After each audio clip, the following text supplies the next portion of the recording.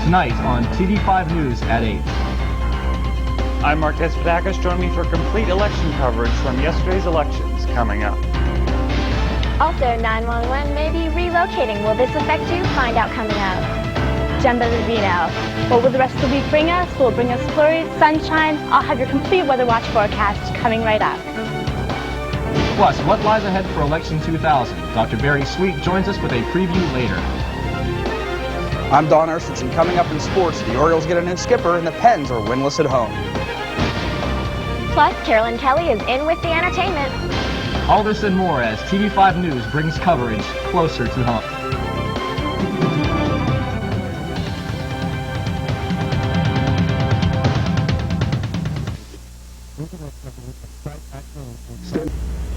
Good evening and welcome to TV5 News. I'm Christy Herman. And I'm Dave Marsh. Mark Despotakis joins us live from the TV5 newsroom with results from yesterday's elections. Mark.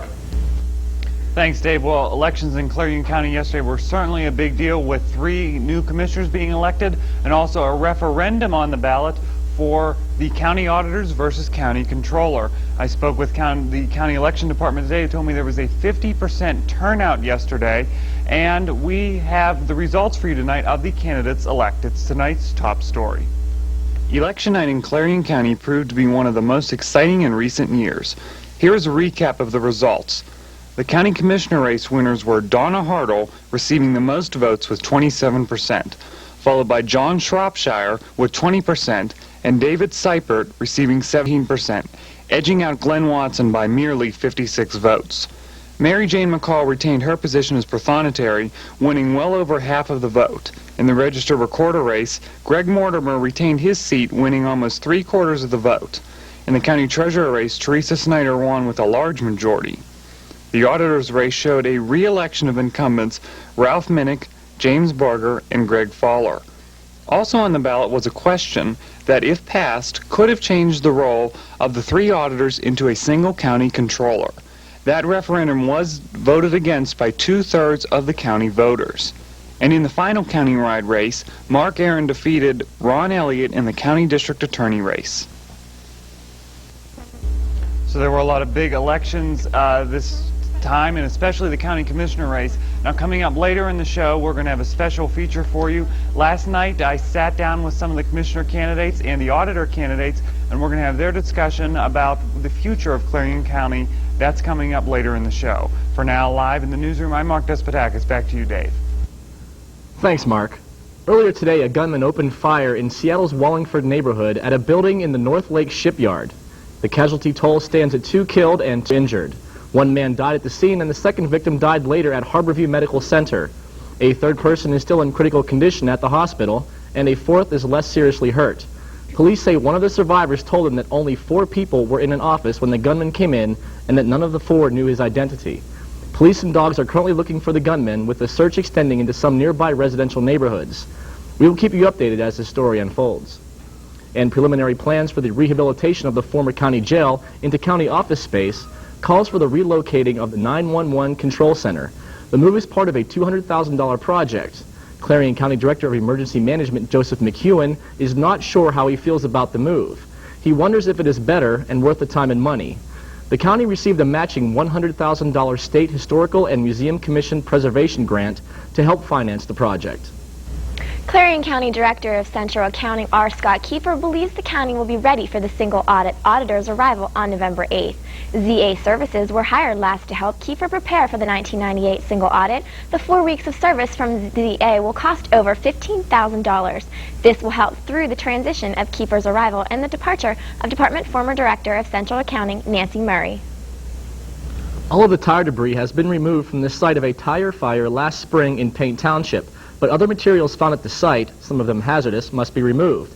Most of the debris left from the tire fire has been moved to a landfill. Several drums of a chemical zinc chromate were found. The drums cannot be taken to a regular municipal waste landfill. They are considered toxic and are capable of causing cancer. Exposure to this chemical can irritate tissues in the lungs, throat, and eyes. It can cause ulcers in the skin and can lead to liver failure, kidney failure, and death. The drums are on the upper level of the barn on the site waiting to be taken to the facility. And in Clarion, it will cost more to buy parking permits next year, but that is not the only increase in fees and taxes, including a preliminary budget approved on Tuesday. The permit fee will increase from $5.25 to $10 a month and from $14 to $20 a quarter. All other taxes and fees remain the same in general fund spending plan approved by the Borough Council. The largest fund increase of $48 goes to the police department. This includes funds for a new cruiser. The rest of the reserves are believed to be adequate for the next year.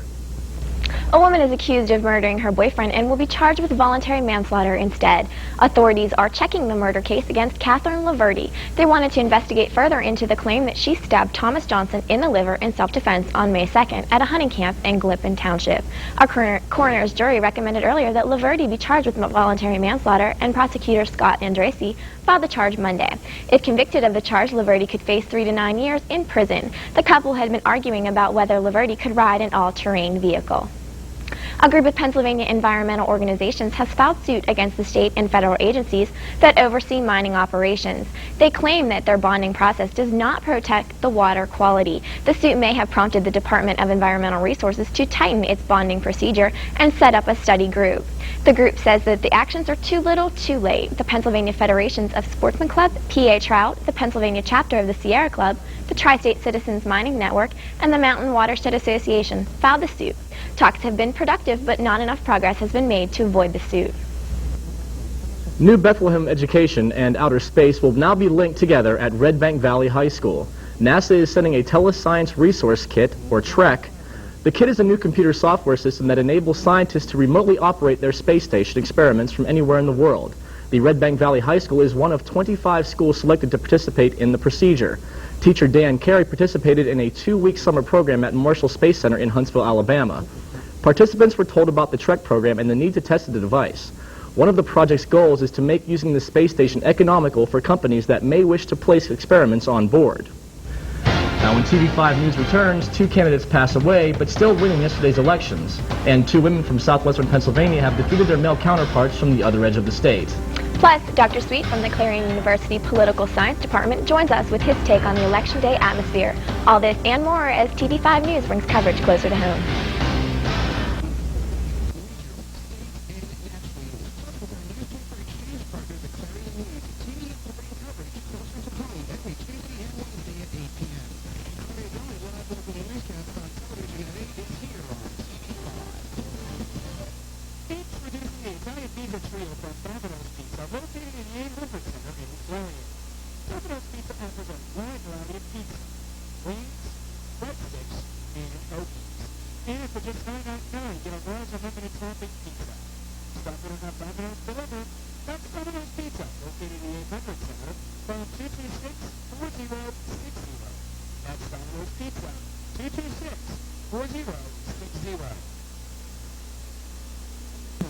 Where have all the children gone? Long time passing. Every day, 10 children are killed by gunfire. You can help stop the violence. Call 1-800-WE-PREVENT. Not one more lost life.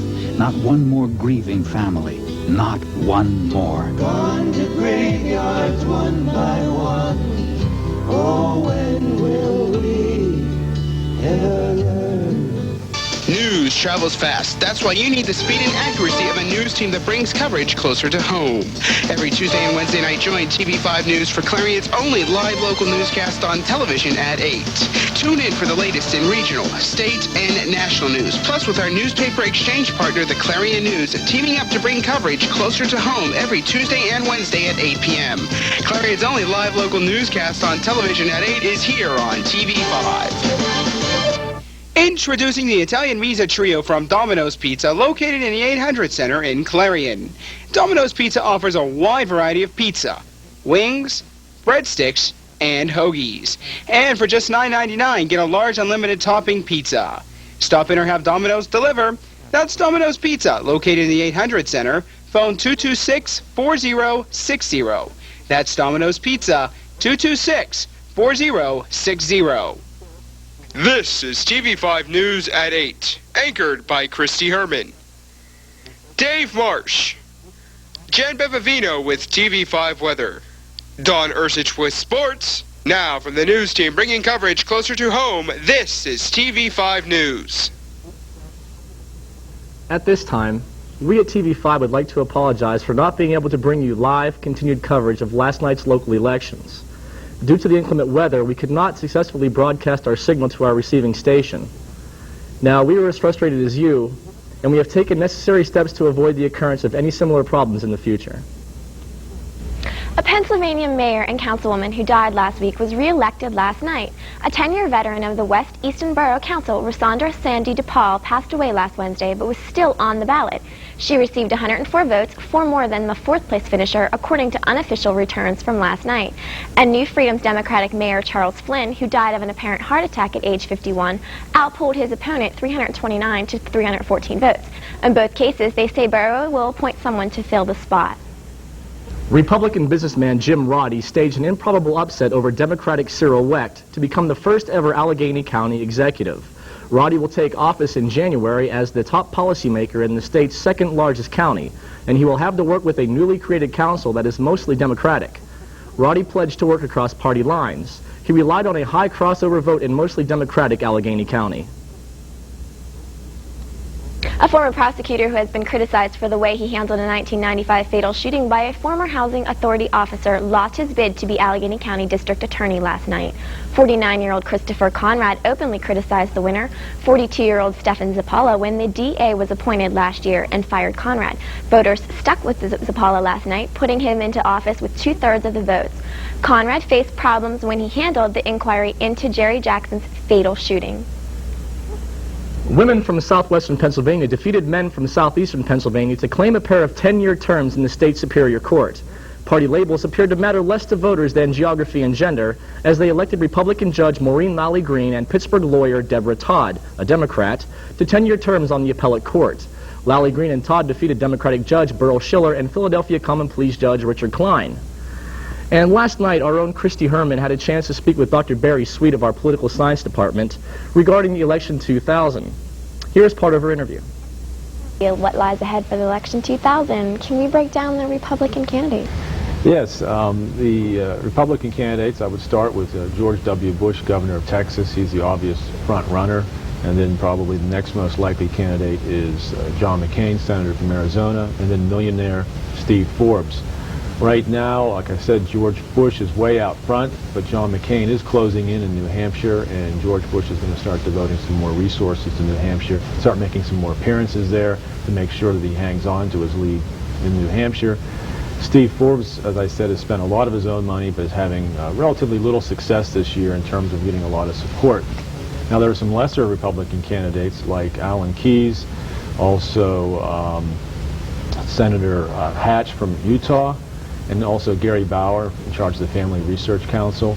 Neither of those candidates, or none of those candidates, seems to be having much success. They're all down in the single digits, but they seem to be hanging in there and keep, campaigning. But I'd say at this point, it's going to be George W. Bush as the nominee for the Republicans, unless he stumbles or something goes wrong. In that case, I think maybe John McCain might be the likely nominee, but I don't think Steve Forbes. Okay. What about the Democratic candidates? There's really only 2 Democratic candidates right now. Senator Bill Bradley, former Senator Bill Bradley from New Jersey, and Vice President Al Gore. And that's a pretty tight race right now, and so we'll have to see what happens there. I think it could go either way at this point. Al Gore probably has a slight edge as Vice President. A little more resources, a little more name recognition, and a little more opportunity to get out there. But yes, I think overall it's a tight race right now. How about reform candidates? Well, it's doubtful that the reform candidate would win the presidency, but it's kind of interesting because you have quite a crew there. You have Pat Buchanan, who left the Republicans, and then you have Donald Trump, which is kind of hard to take. It's kind of hard to take him seriously. And then you have Jesse Ventura, who has not indicated that he will not run, but he has not indicated that he will. So you might have Jesse Ventura jumping in, and then there's always Ross Perot in the background. Ross Perot basically started the Reform Party, and I would not be surprised if he jumped in at the last minute like he did in '96. Now, you mentioned that Pat Buchanan switching parties. Do you feel that that was a mistake, that it hurt him in any way? It probably didn't hurt Pat Buchanan because he never had a serious chance at winning the presidency. If it hurts anybody, it's going to hurt George W. Bush, because Pat Buchanan is going to take some conservative Republican voters with him. Maybe not a lot, but some. And I think Pat Buchanan mainly did this to look like he's still a viable candidate, because he was in the single digits. There was no way he was going to get the Republican nomination, so he could stay out front by jumping parties. I think that's probably won't hurt him, but it wasn't going to really help him either. Right. What do you feel will or anticipate happening over the next year with regards to the race? Well, it's probably going to tighten up. The Democratic race is already tight, like I said, between Gore and Bradley. I suspect that if McCain does well in New Hampshire, it should tighten the race up for the Republicans. I think Forbes is going to drop back, and then if McCain can do well, say, in South Carolina, where he's concentrating some resources, I think the Republican race could possibly tighten up. Okay.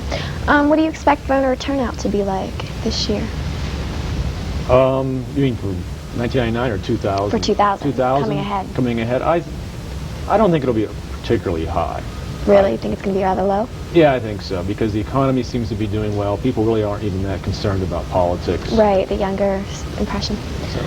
The Clinton administration, has it changed the way politics are today, do you feel?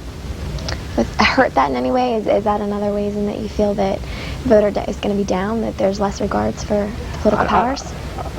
I don't think the Clinton administration has had an effect there. I think people might be even more cynical about politics than they have in the past because of the Clinton administration. Clinton has demonstrated an inability to be straightforward and honest at times, and I think people just sort of think, well, that's politics. But Bill Clinton has sort of taken the negative impression of politicians to an extreme, where people just don't even believe anything that people have to say. And everything from draft dodging to womanizing and the various scandals, people just don't even believe Clinton anymore. Yeah. And that certainly, I think, has probably hurt. You feel it hurt the position? Yeah, I think it's probably hurt the presidency a little bit, and it probably sort of hurt overall American participation, I think, in politics. As far as Congress goes, do you think of a future for Congress as something that's going to be major, or do you feel that the Clinton administration has hurt the future of Congress in any way? Not in the long term. I think the Republicans embarrassed themselves with the impeachment of Clinton, because that was something the American people didn't really have a strong feeling for. They weren't really out to get Clinton, although they're disappointed with Clinton and probably will be happy when he eventually leaves. They did not think that he should be impeached, but I think that's already passed. So I think what's really interesting with the Congress coming up is who's going to control Congress after 2000. Will it be the Democrats or will it be the Republicans? Because the House is really tight.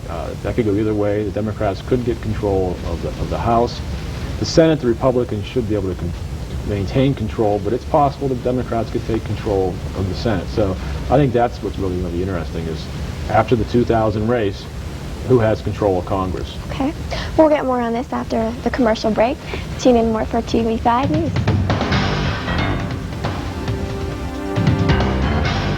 In their own. Uniting parents and children is an important part of the life of a community. Stand for Children encourages people to make a personal commitment to stand for the health of children. 300,000 Americans marched in Washington, D.C. last June to support Stand for Children Day. Stand for Children seeks to lift the belief that children need our help to stand. Who's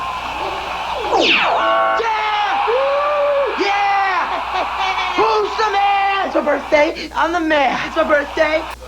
Exercised lately? Go for the full, go for the fun. Go for cake. Cakes for everyone. Just one stack is what it takes. And it's go for cakes. Open wide, stuff your face. There's always room for more Gopher cakes. Empty the box, they're reload. Eat those Gopher cakes till you explode. Exercised lately? Till you explode. Sad, looking back now, the things you go through in life. Scary. The worst thing about being on welfare was I couldn't get my kids what they really wanted. I had to get a better life for my girls and myself. I got off welfare. I got a good job. makes me the happiest mother in the world. I live for my girls. We're not asking you to hire everyone on welfare, just one. Welcome back to TV5 News. It has been another difficult day for family members who lost loved ones in the Egypt Air tragedy.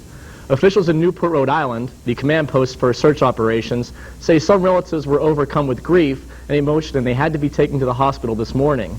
Muslim families are especially devastated by the news that only partial remains of the victims are expected to be recovered.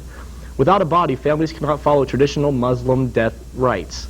Normally, the bodies are washed and mourned over by the entire community and then quickly buried. Federal officials are taking a closer look at an engine part of the plane that has not been working. There is an arraignment hearing for Brian Uesugi, the suspect in yesterday's Xerox office shooting in Honolulu. Uesugi is accused of gunning down 7 co-workers. His father says he had anger problems in the past and had taken anger management classes. Meanwhile, Hawaii's governor has ordered the state flag to be flown at half-staff as people try to cope with the killings. The FBI lists Honolulu as the least violent of the nation's 20th largest cities. Jurors are back at work in Laramie, Wyoming in the trial of Aaron McKinney. They spent 8 hours yesterday reconsidering the murder, robbery, and kidnapping charges against McKinney before recessing for the night. The question before them is not whether McKinney killed gay college student Matthew Shepard, but whether he did so in cold blood or because of a rampage fueled by drugs and homophobia. Defense lawyers say McKinney lost control after Shepard made an unwanted sexual advance that triggered memories of childhood homosexual encounters. A 7th grader in Texas has been freed from a juvenile detention center after 5 days in custody because of an essay. 13-year-old Christopher Beeman got an A from his teacher for the Halloween horror story he wrote as an assignment. But the same story landed him in custody after parents complained. In the essay, Beeman wrote about accidentally shooting a teacher. Apparently, some parents were also named in the story. A Dedham County juvenile court judge ordered Beeman detained for 10 days. He was released yesterday after his family attorneys demanded his freedom. Christopher says he was told to write the story, and that is what he did. In tonight's Health Beat, poverty and its accompanying stresses can push people with psychiatric disorders towards violence. Nearly 30% of 300 psychiatric patients studied at Western Psychiatric Institute and Clinic in Oakland who were treated and discharged lived in poor areas. Studies have shown that the people living in poor neighborhoods are more likely to use physical aggression to solve disputes. People with major mental disorders are more vulnerable, making them targets for bullying in these neighborhoods. Also in tonight's Health Beat, is some juice bad for babies? Fruit juice that contains sorbitol or high levels of fructose as sweeteners may cause restlessness, gas, and stomach distress in infants. According to the Archives of Pediatric and Adolescent Medicine, the sweetener may cause problems in babies because young children often have difficulty breaking down carbohydrates, including these sugars. Parents should find juices that have low amounts of sorbitol, such as white grape juice. Also, purifying clean air in fertility clinics may significantly increase the success of in vitro fertilization. Researchers have found adding air filters to embryo incubators increase the chances of pregnancy to more than 50%. The reason it is harmful are tiny amounts of volatile organic compounds that would never harm a fetus inside a mother's uterus. These might seep inside the lab's incubators and prove toxic to an embryo lying in a dish. This information is not to be used in place of a consultation with your physician.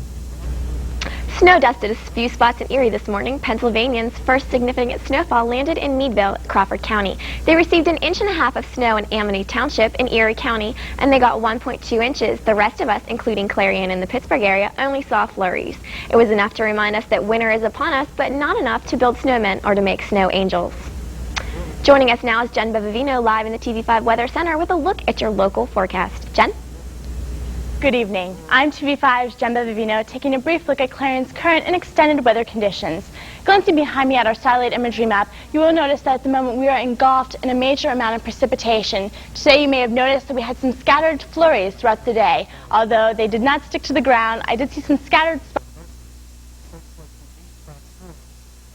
the rest of the week. Taking a look at our fronts map now, later on through the week, we will be seeing temperatures rise. At the moment, tomorrow actually, we will be engulfed in a high pressure system.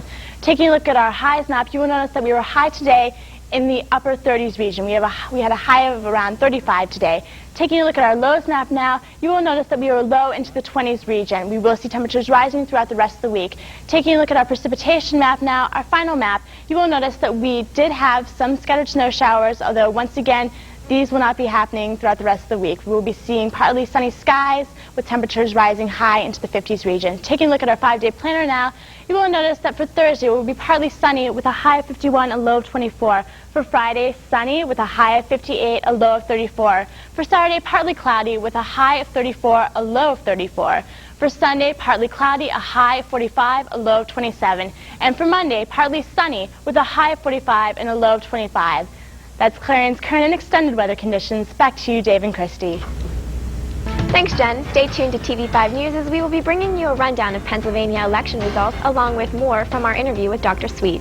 Also after the break, we will have this week's financial beat, and Mark Despotakis joins us live from the TV5 newsroom with local election results. All this and more as TV5 News brings coverage closer to home. Introducing new frequent phone hours. Use the phone just 8 hours a week and get this free phone cradle. Use it 12 hours and get a speakerphone. Use it 15 hours and get this cool headset.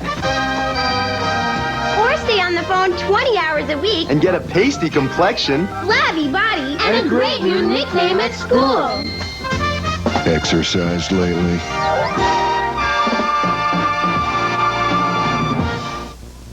I want all my friends to be there. I want my mother to be there. My hair's gonna be done so beautiful. A lot of music, a nice blue dress. I want to be beautiful for every single person that goes there. If I get shot, I want to have a nice funeral. Every day, 10 children are killed by gunfire. Help stop the violence. Call 1-800-WE-PREVENT for free information. Not one more lost life. Not one more grieving family. Not one more. It's not just about making plans. It's about making a difference. And taking an interest, not just earning it. At Edward Jones, it's about more than investing. It's about knowing you. My every hope, my life, my world, it all begins with a dream. Edward Jones, investing in you and your dreams. In Clarion, see Gary Martin, located on Main Street. Phone 226-7896. Welcome back to TV5 News. Let's take a look at a summary of Pennsylvania election results. Election 99, Judge of the Superior Court, Maureen Lally Green, Republican, with 27% of the votes. Richard B. Klein, Republican, 24%. Deborah Todd, Democrat, with 26%. And Burl Schiller, Democrat, with 22%. Coming up next, we have more from Christy's interview with Dr. Sweet regarding Election 2000. Christy. Dr. Sweet, we were talking about the Clinton administration. What about Hillary? How do you feel about her running for that Senate seat? Well, that's going to be an interesting race. New York's a bit different. They allow people basically to come in and establish residency rather easily and run, as Robert Kennedy did back in the 60s, and he won, of course. And so now Hillary's doing the same thing. She's running against a veteran New York politician, New York City politician, Rudolph Giuliani. And so it'll be interesting to see exactly what happens in that race. Right now, it looks like it's tightening up a little bit. Some people feel that she's better in issues like health care and education, where she's established a reputation. Giuliani's had a reputation for law and order and cleaning up New York City. Several months ago, she was looked like she was way ahead of Giuliani, perhaps because I think there's some sympathy for her because of how she was perceived to be the victim in President Clinton's behavior. And then Giuliani was in trouble because of the police shootings, some of the police brutality cases. And so his numbers were down, hers were up, but lately it's gotten to be a pretty tight race. I'd say he's probably slightly ahead.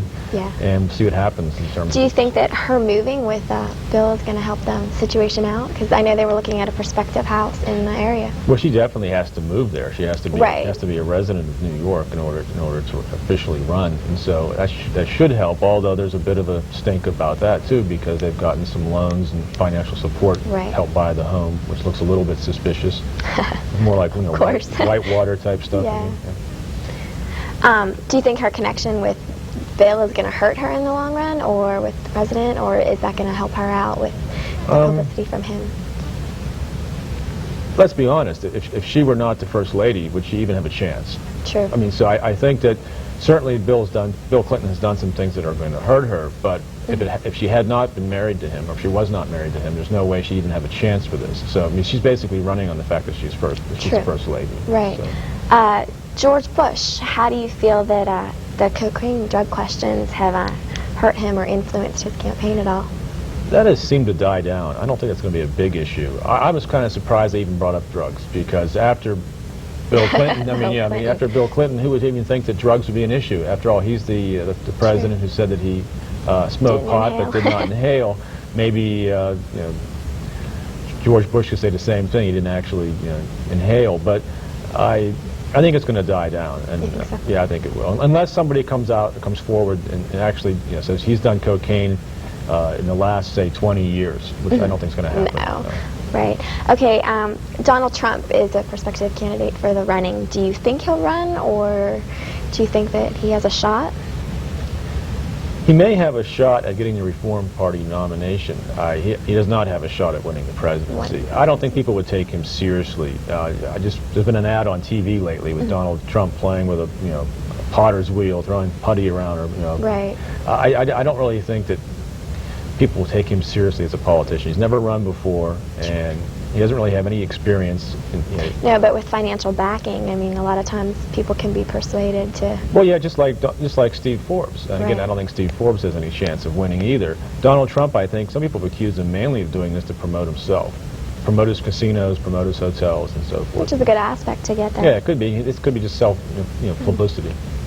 Now, we're going to move on to Gore and Bradley. There's a personality. Do you think that their personalities have hurt them in the long run or helped them out? Well, Al Gore has had a reputation as being rather stiff and boring. There were jokes about putting motion detectors in the White House to see if Al Gore moves. He's changed that lately. He's hired Naomi Wolf, a feminist writer, who has told him he has to go from being a beta male, a follower, to an alpha male, a leader, like Bill Clinton. And also, she told him to lose weight, and he's lost weight. She told him... He's dropped a few pounds. Yeah, and he also told him to change his wardrobe, get out from behind the podium, be more animated. At times, it looks a little forced when you watch him. Sometimes, oh, come on, Al, calm down. It looks like he's really forcing it. But he has loosened up, and I think that's helped. Do you think that'll lose people that have already liked him and followed him throughout the years? Yeah, I don't think anybody liked Al Gore as a stiff person. And people liked Al Gore in the past because of environmental positions and so forth. But I don't think anybody ever liked Al Gore because he was stiff. Bill Bradley can be also accused of being boring, but I think Bill Bradley sort of has an intellectual or a thoughtful, reflective personality. That's not necessarily a bad thing. Do you think people are looking for that instead of the Bill Clinton aspect with the more leisurely and lack of initiative? Slick. Yeah. Slick Willie. I really don't know if people... I think some people would. I would prefer more of a reflective thinker, a Bill Bradley type, rather than somebody who's slick and packaged, much like, Al Gore even said in the New York Times the other day that he's practicing on being authentic, which I think is almost contradictory. How do you practice being authentic? Whereas I think Bill Bradley is rather authentic. He's a little bit probably too far to the left for most voters, but nothing wrong with his personality. But a lot of people probably would, not that they would prefer an animated, slick type politician, but that's just what people seem to go for because they don't really think about it. Who looks better on TV, who comes off better. I remember a while, I don't remember back in the '88 contest when you had Lloyd Bentsen from Texas as the VP candidate and Dan Quayle debating, and people looked at that and they looked at Lloyd Bentsen, who was 70 years old and looking rather wrinkled, and they had fresh young Dan Quayle, although there was other problems that he had, but just in terms of the camera, Dan Quayle looked better. May not have sounded better, but he looked better. And so people really do go for that. You compare the Nixon-Kennedy debate back in 1960. Nixon hadn't shaved, lately, and that morning he'd shaved, but hadn't shaved before the debates. And Kennedy was all cleaned up and had makeup on and was clean shaven, and people went for Kennedy. So I think appearances do matter a lot. Okay, well, we're going to go to another